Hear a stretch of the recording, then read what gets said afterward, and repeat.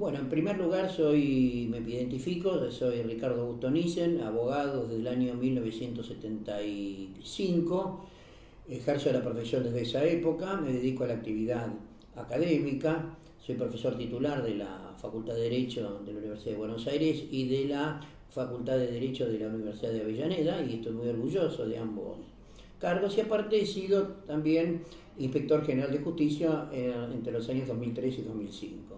También tengo con la gente de Microjuris, con quien estoy trabajando en esta historia, una vieja vinculación, y me permitió dedicarme a lo que siempre fue algo que me gustó muchísimo, que es sumariar los fallos de la Cámara Comercial o los fallos referidos a temas comerciales, aunque sea dictados por otro tribunal del capital o del interior. Así que a mí me permite esto estar al tanto de toda la jurisprudencia, poder comparar, poder ver qué es lo que evoluciona la jurisprudencia en algún sentido y qué retrocede, comparar los fallos de las distintas jurisdicciones, los fallos laborales con los fallos civiles y comerciales en la materia de derecho comercial, y de ahí me permite dar muchas conclusiones, y que es lo más importante de todo, es poder hablar y dar este tipo de conferencias, charlas o como quiera llamársele, con conocimiento de las cosas. A mí siempre me gustó el derecho, explicarlo desde un punto de vista práctico, de las cosas que pasan todos los días. No me gustan los temas dogmáticos, no me gusta aferrarme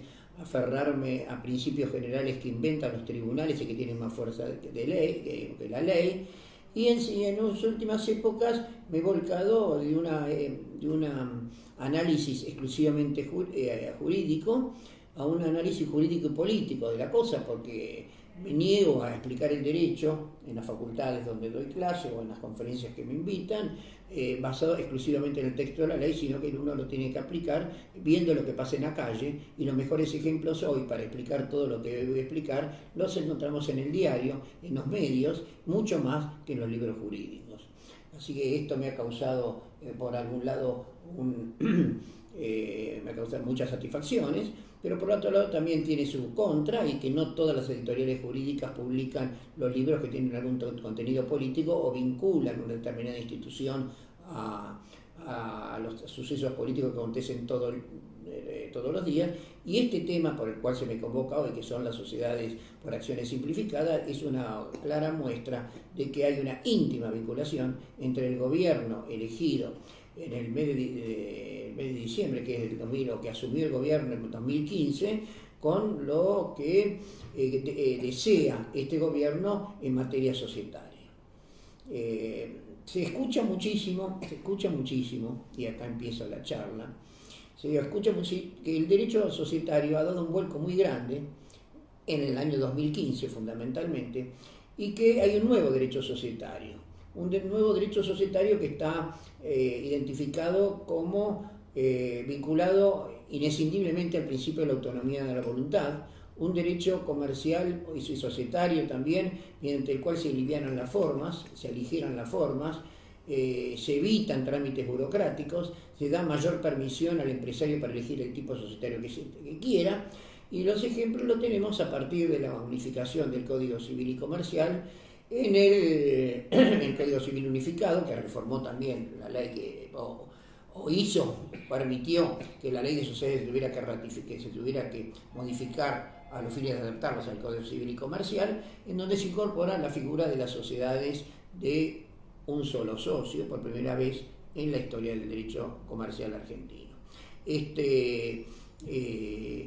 Esta nueva ley de sociedades que tenemos luego de la unificación también deroga el régimen de las sociedades no constituidas regularmente y prevé una nueva sección que se llama sección cuarta del capítulo primero, que es una especie de esbozo de sociedad simple, pero que incurre en gravísimas incongruencias, porque si fuese una sociedad simple tendría que estar previsto dentro de los tipos, en el capítulo segundo, donde están los tipos previstos de la ley de sociedades, anónimes, RL, capital industria, etc., y no a continuación del régimen de nulidad, como si fuese una anomalía al régimen societario, y precisamente está ahí legislado.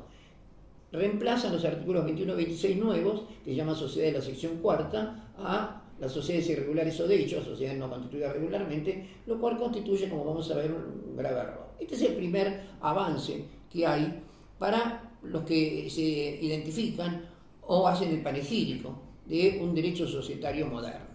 La 27349 del año 2000, la ley 27349 del año 2017 incorpora la SAS, segundo modelo, segundo esquema para tener en cuenta, para ir en búsqueda de esta modernidad, que yo discrepo totalmente.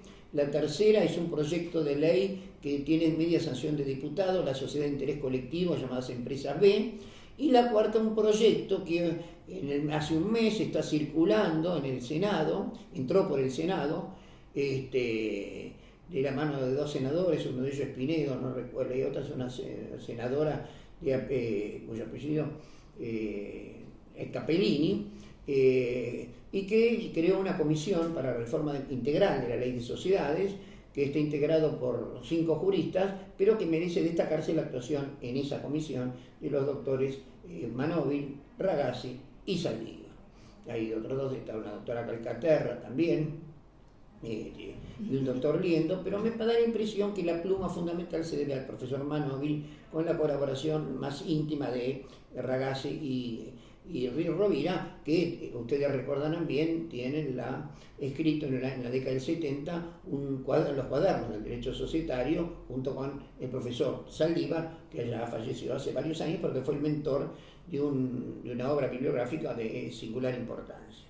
O sea que tenemos 4 hitos fundamentales y mucha gente se entusiasma. La gente joven se entusiasma, fundamentalmente, mucha gente joven, y no la gente joven vinculada al derecho laboral o al derecho civil, sino la gente joven que está normalmente es empleada o es abogada o asociada a estudios jurídicos internacionales, que les preocupa la eliminación de todo control, les encanta el tema de la autonomía y la voluntad, y que buscan nuevos modelos societarios que no impliquen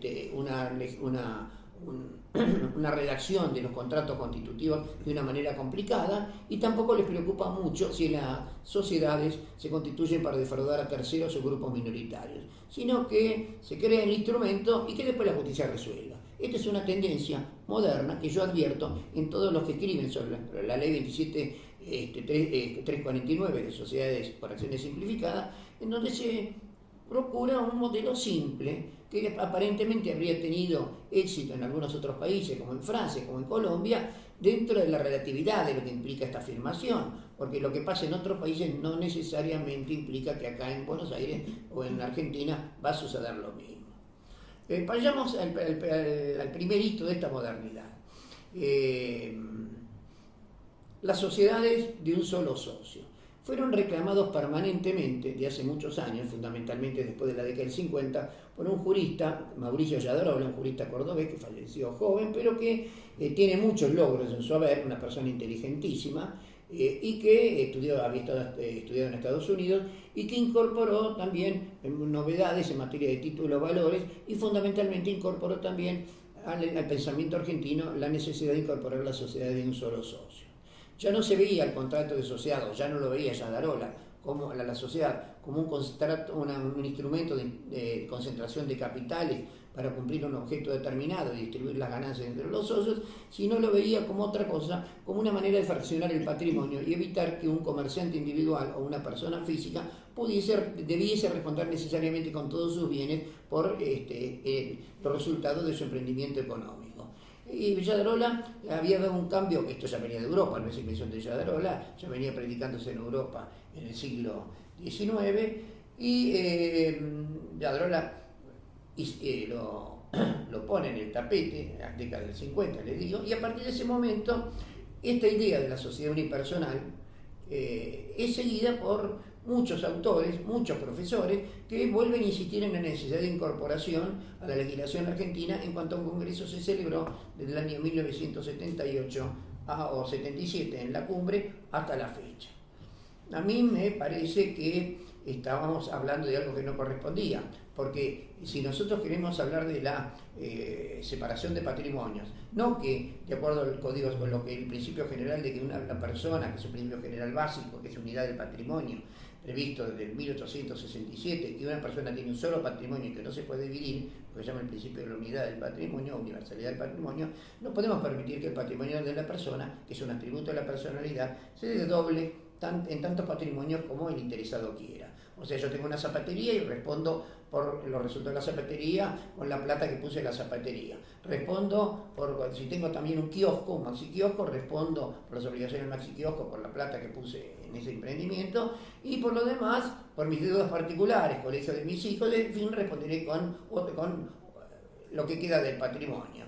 Este esquema no entraba, no se ajustaba, no se condecía con el régimen legal argentino, y por lo tanto hablar de sociedad de un solo socio era como hablar de condominio de una sola persona, o hablar de sociedad conjugal para un soltero. Es decir, el régimen de las sociedades es para la definición que da el diccionario, y siempre tenemos que estar atentos a lo que dice el diccionario, porque es lo que nos marca las pautas para hablar bien el castellano. El diccionario nos marca que la sociedad es una agrupación de personas.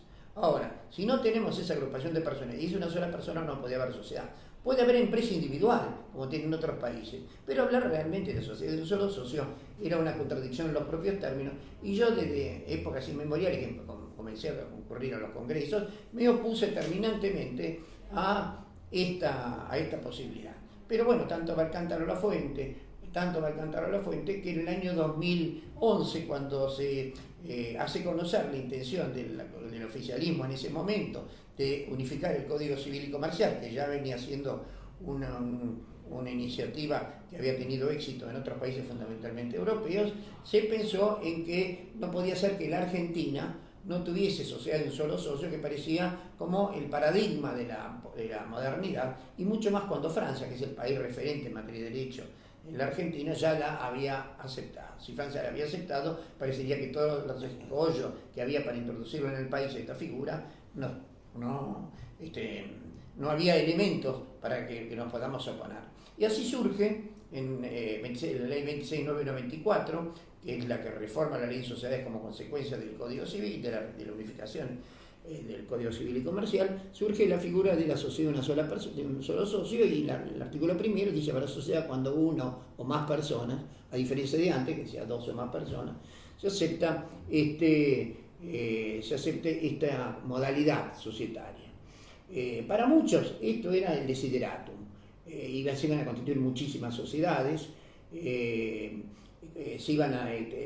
la división del patrimonio iba a permitir ordenar de alguna manera el mundo negocial, y le iba a liberar al socio único de una eventual falencia en donde comprometiera a todos los acreedores, los comerciales y los particulares, en una sola masa, y que resultaba injusto. ¿Por qué no responder, ya que dos o más personas podían responder por una determinada actividad? ¿Por qué no podía hacerlo una sola persona? ¿Por qué no dedicar determinada plata a un negocio, determinada plata a otro negocio, determinada plata a otro negocio, y responder con lo que había aportado? Esto traía muchísimas dificultades, porque había que establecer un patrimonio más o menos importante para cada emprendimiento, un régimen de publicidad muy amplio, pero en definitiva se consagró legalmente. Cuando pasó con el Poder Ejecutivo, antes de promulgar la ley en el Congreso, que fue sin discusión, fue a libro cerrado, recuerden ustedes que fue a libro cerrado, el Poder Ejecutivo le agregó que las sociedades de un solo socio, que solamente podían ser anónimas, debían ser consideradas como sociedades controladas por el Estado. Por lo tanto, tenía que tener 3 directores y 3 síndicos. Esto cayó como una bomba a todos los grupos empresarios y adictos a este tipo de sociedades, a estos panegíricos de la gran modernidad, que dijeron: ¿cómo? Entonces el socio único, 3 directores, 3 síndicos, ¿cómo? 7 personas. Entonces, con esto no vamos. Y encima controlado por el Estado en forma permanente, no controlado aisladamente, y esto causó mucha rabia, hasta que fue modificada la ley un año después, y se permitió que el directorio podía ser unipersonal, pero que tenía que tener por lo menos un síndico. O sea que hoy se requieren 2 personas, con lo cual no nos asegura que este instrumento, que es muy, ¿cómo le podría decir?, muy proclive a la defraudación societaria y a causar perjuicios a terceros, cumpla con la finalidad que los panegíricos de este modelo querían. No dio el resultado. Hoy no se constituyen prácticamente sociedades unipersonales. Quizás las sociedades internacionales, las multinacionales, constituyen una sociedad unipersonal para operar en Argentina, una filial argentina unipersonal, pero ese éxito que se auguraba y ese mundo nuevo que que se pronosticaba dentro del universo societario no se cumplió. Absolutamente no se cumplió ni con los 3 síndicos ni con los 3 directores, ni se cumplió ahora que no hay que el director es normalmente el socio fundador, que hace lo que quiere con el patrimonio. Ya no hay diferencia entre el interés social y el interés individual, ya es prácticamente imposible hacer esa separación de patrimonio, de tal manera que cuando un tercero quiera sostener la doctrina de la inoportunidad de la personalidad jurídica, va a ser muy difícil que el socio que se pretenda defender de la extensión de una condena contra la sociedad pueda decir, bueno, acá hay un interés social y un interés particular, porque cuando es uno solo, están totalmente, confluyen y se confunden indescindiblemente. De tal manera que toda esta esperanza fue vana, pero que no se constituyeron prácticamente sociedades unipersonales, pero con lo cual todo este mito quedó de alguna manera un poco destruido. Como soy consciente que no está legislado de la mejor manera, no está legislado de la mejor manera, se podrían haber permitido más a la SRL que a la anónima, o permitir a la SRL que también sea un solo socio, pero bueno. Pero había que reforzar esto, porque no sé, los adictos a estas modificaciones y a la modernidad del derecho societario, traducido en la legislación de las sociedades de una sola persona, pasaron a analizar otras perspectivas. Y de ahí aparece la ley 27349, que es la ley de la SAS, que es un tema de las sociedades para acciones simplificadas, que también venía siendo reclamado por algunos juristas del año 1992, que ya había habido un proyecto, y fundamentalmente del año 92 en adelante, porque varios países en Europa y en América la habían consagrado con un éxito bastante importante. En Colombia dicen que el 90% de las sociedades son las sociedades anónimas simplificadas. En Argentina está por verse. Pero, ¿cuál es la excusa? Porque con este gobierno neoliberal y conservador, normalmente siempre nos tiene reservada la sorpresa que el objeto que predican en cuanto a una ley no es el que se corresponde con la realidad.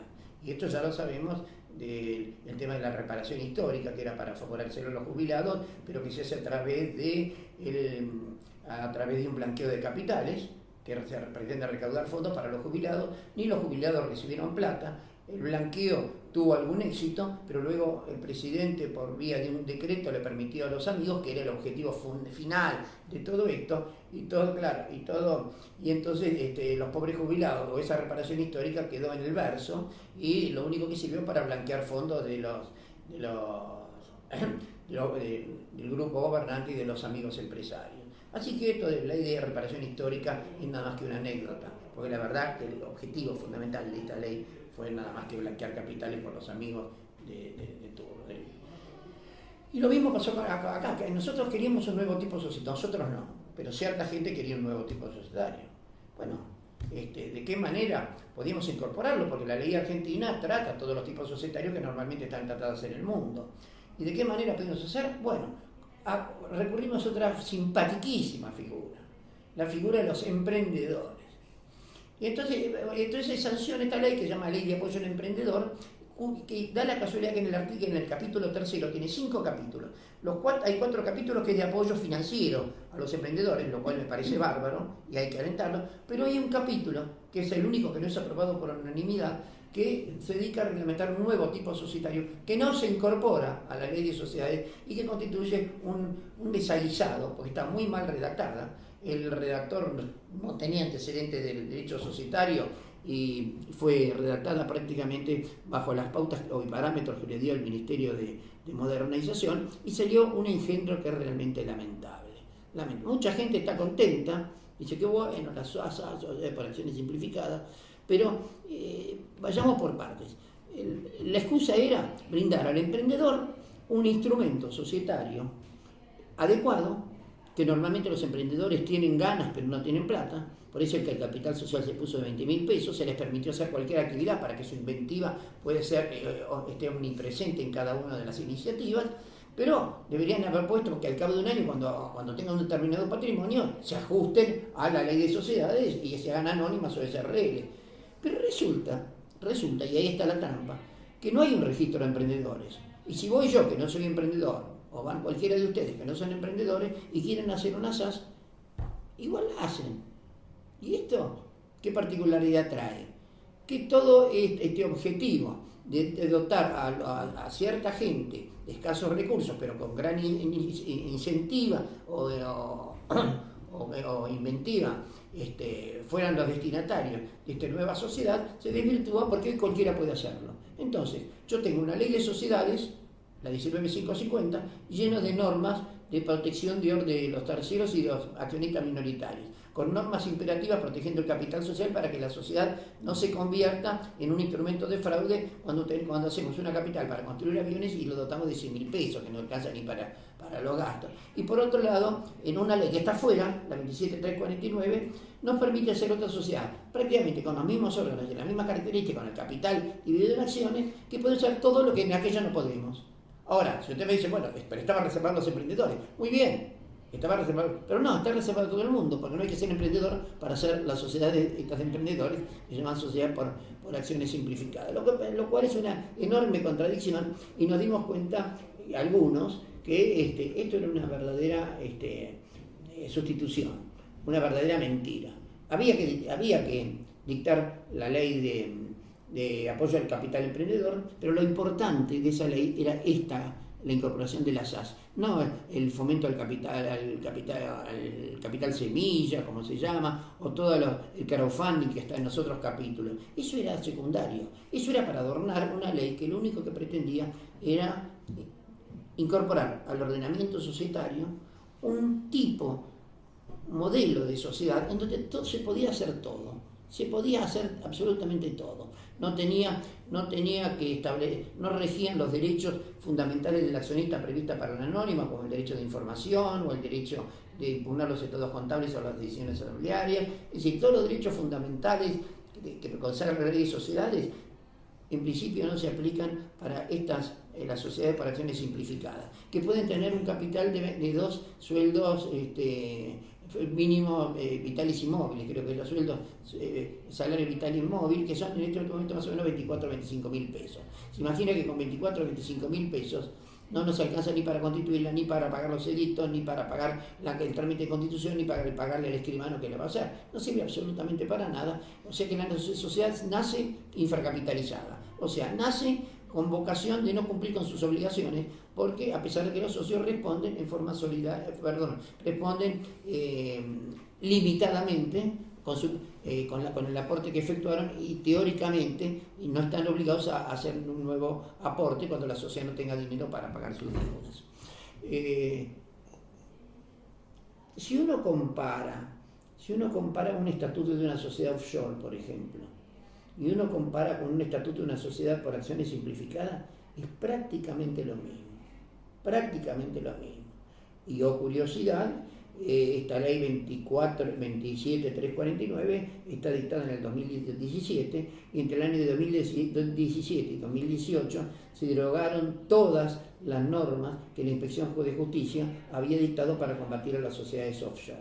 Qué curiosidad, ¿no es cierto? Qué curiosidad. Las sociedades por acciones simplificadas son sociedades que pueden ser constituidas por nacionales o extranjeros para actuar en Argentina o en otra parte del mundo. Las sociedades offshore, en el estatuto, establecen un grupo de personas con acciones al portador, con un capital normalmente mínimo, o ponen un capital importante, pero que solamente se utilizará un capital mínimo aportado en los primeros días, que después se reserva el derecho de ampliarlo, un objeto amplio para que pueda ser de todo en todas partes del mundo, que los libros puedan circular y no estén en una sede social, que las reuniones de directorio y asamblea puedan ser en cualquier parte del mundo. En fin, esta es una sociedad offshore. No hay ningún dato concreto que pueda permitir a una persona que se va a dedicar a esa sociedad. Porque los socios originales son normalmente empleados de las escribanías o de los estudios que la formaron en las guaridas fiscales, que ahí hay estudios especializados que ponen hasta la gente para participar de los órganos sociales.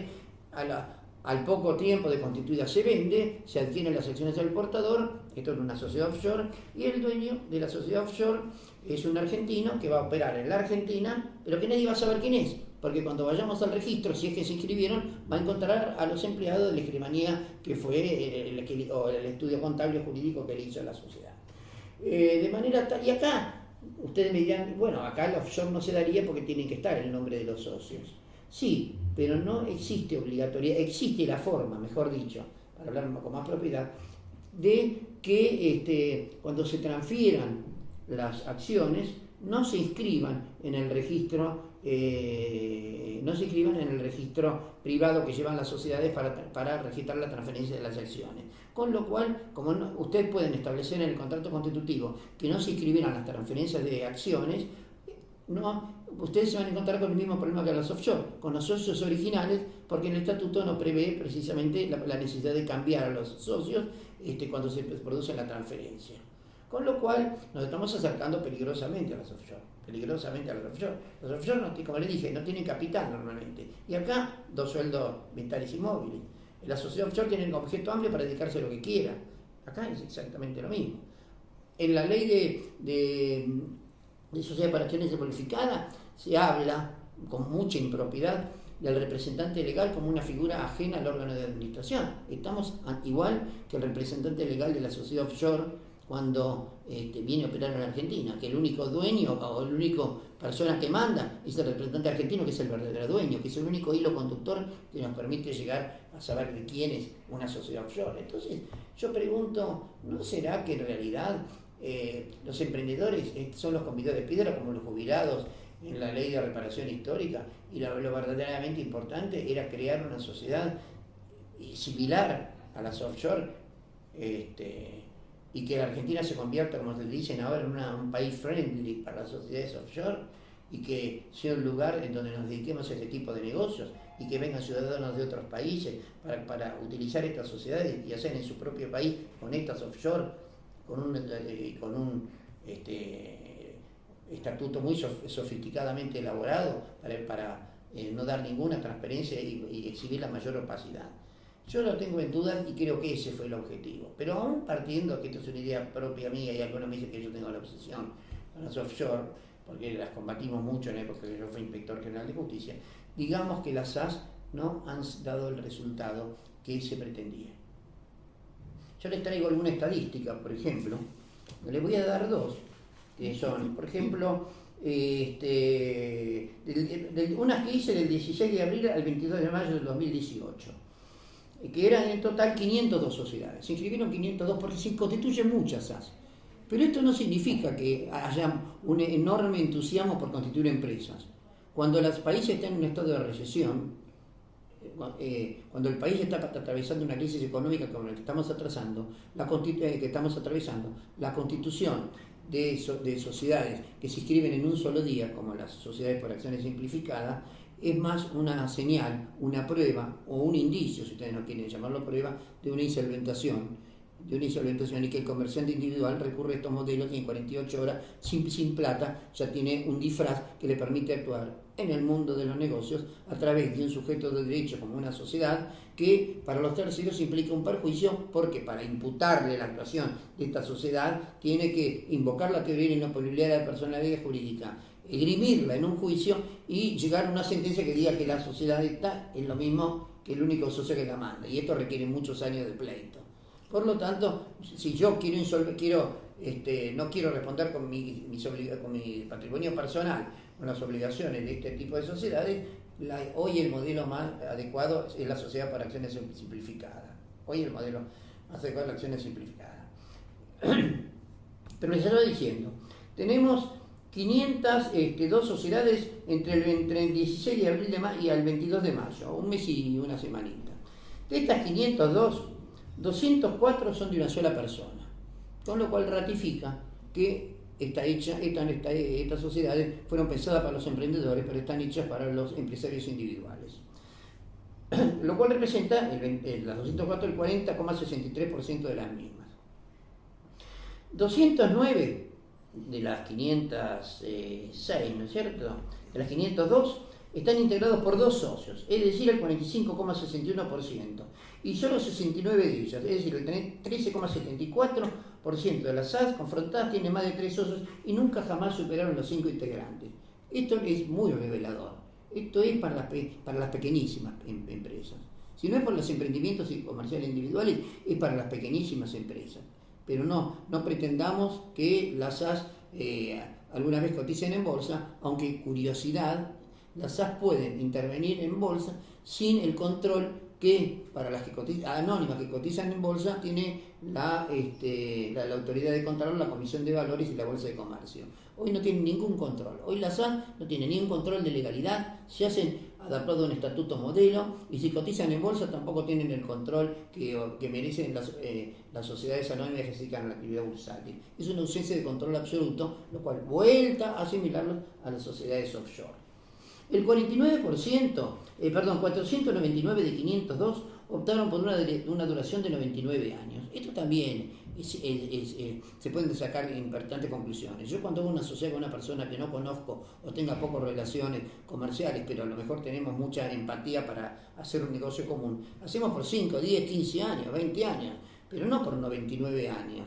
Cuando se hace una sociedad por 99 años es que hay un propósito detrás de ello una unipersonalidad que está disfrazada.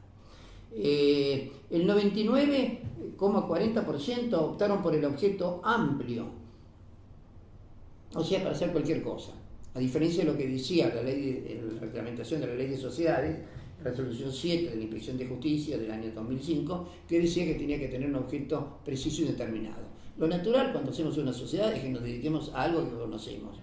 Ahora, no vamos a poner una lista de 15, 20 actividades, porque entonces se desvirtúa el concepto del interés social. Bueno, acá en este caso, cuando se constituye una SAS, el 99,40, las mismas, optaron por un objeto amplio, hacer cualquier cosa. Con lo cual nos sirve para esto, nos sirve para lo otro, esta la abandonamos, pero nos sirve esta misma sociedad para otra actividad, etcétera, etcétera. Esto nos da la idea de una persona que es absolutamente controlante, que tiene el 100% de las acciones, o el 99%, y que va a hacer con la sociedad lo que se le cante. Y la tiene en el bolsillo para recurrir a ella cuando sea necesario. El 94,22%, y siempre estamos hablando del 90 y pico por ciento, fijaron su capital social en el importe mínimo, que son los 2 salarios móviles, ¿no es cierto? Que no se alcanza ni siquiera para la constitución de ellas. El 97,01% optaron por el sistema de administración única a cargo del único socio.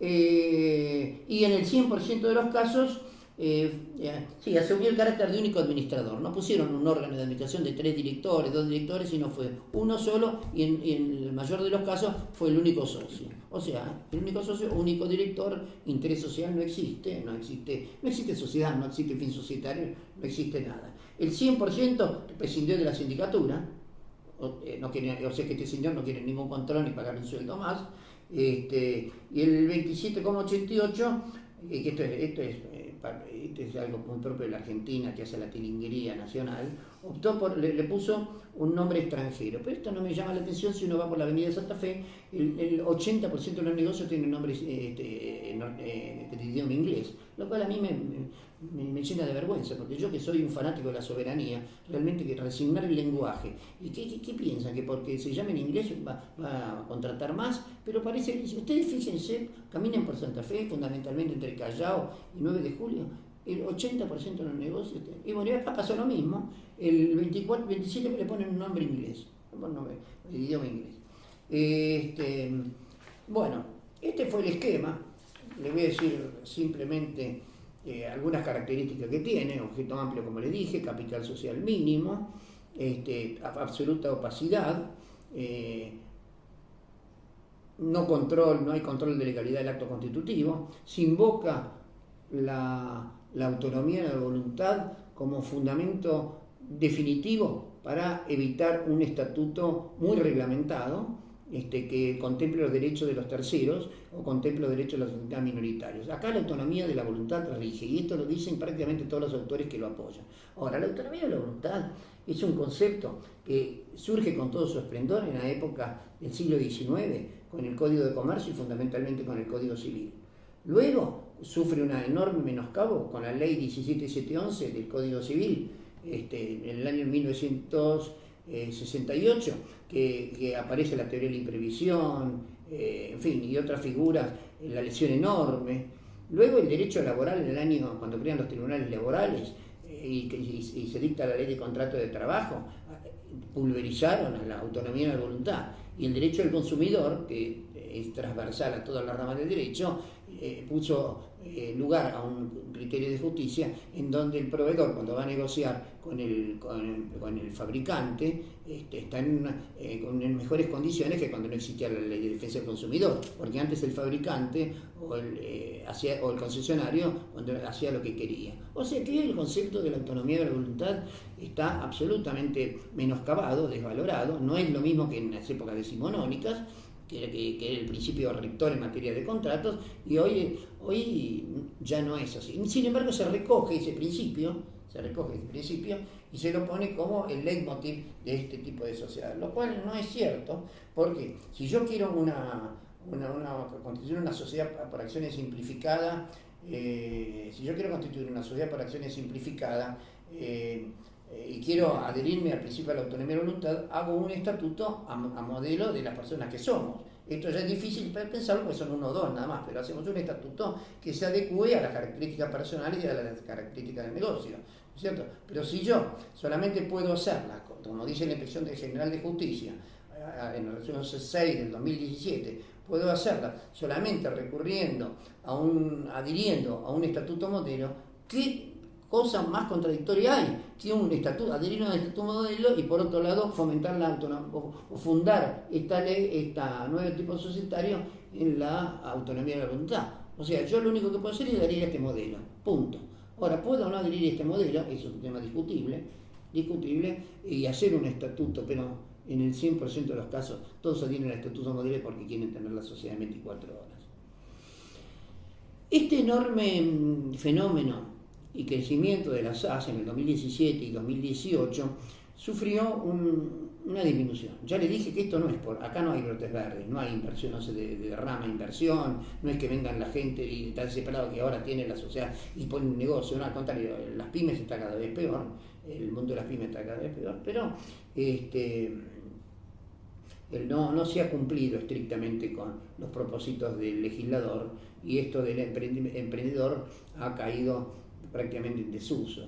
Los emprendedores no constituyen muy pocas sociedades por acciones simplificadas, que ha quedado como el molde, como les dije, para el comerciante individual que quiere limitar la responsabilidad. Pero en el año 2017 la Inspección de Justicia modifica el régimen de la sociedad de responsabilidad limitada y permite la inscripción en 24 horas a través de otro estatuto modelo, con lo cual las sociedades de responsabilidad limitada pasaron a constituirse con mucho más frecuencia que las sociedades por acciones simplificadas. En el año, creo que se constituyeron en noviembre y diciembre del 2018 816 sociedades por acciones simplificadas y SRL adaptadas al estatuto tipo, y SRL el 60% y la SAS el 39 y pico por ello. O sea que otro golpe fuerte para la SAS que hay que tenerlo muy en cuenta. No creo que la SAS haya contribuido absolutamente nada al derecho societario. Ya el hecho de que están infracapitalizadas van contra la corriente de los últimos 40 años de sancionar a las sociedades infracapitalizadas con la imputación directa de la actuación de la sociedad a los que le hicieron responsables. Va en contra del Código Civil Unificado cuando prevé la prevención del daño, cuando dice que cualquier persona que prevé la existencia de un daño deberá tomar todos los requisitos para no ser responsable. Y un socio que tiene una SAS que se dedica a un negocio que ha sido floreciente y que el nivel de gasto de acuerdo a balance son 3 millones de pesos mensuales, no puede estar tranquilo diciendo que yo aporté 10.000 pesos, porque hay un daño que se viene si la sociedad no tiene plata para pagar a los acreedores. Quiere decir que ahí inmediatamente o los socios mismos tienen que activar el procedimiento del Código Civil y Comercial de prevención del daño, o están sometidos a la jurisprudencia de la Cámara Civil